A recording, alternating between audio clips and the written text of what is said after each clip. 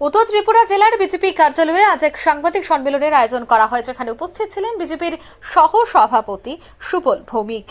মাওবাদীরা যেভাবে দেশের শত্রু, ঠিক একইভাবে দেশের শত্রু বামপন্থীরাও। ঠিক এইভাবেই আজ বামীদের কটাক্ষ করলেন সুবল ভৌমিক। কি বলছেন তিনি, শোনাচ্ছি। যখন ভারতবর্ষে সন্ত্রাসবাদীদের হত্যা হয় তখন তারা চিৎকার করে। আমরা মনে করি মাওবাদী ভারতবর্ষে একটা বড় সমস্যা ছিল দীর্ঘ 5 দশকের উপর।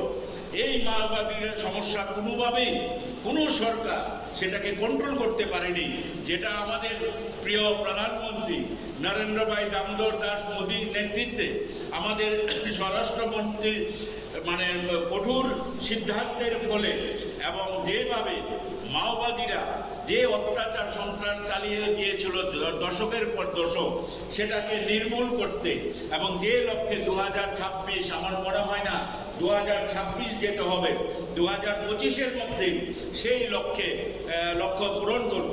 আমরা ত্রিপুরা প্রদেশ বিজেপি এবং উত্তর জেলা বিজেপির পক্ষ থেকে মাননীয় প্রধানমন্ত্রী এবং মাননীয় আপনারা শুনলেন বিজেপির সহ সভাপতি সুবল ভৌমিকের বক্তব্য।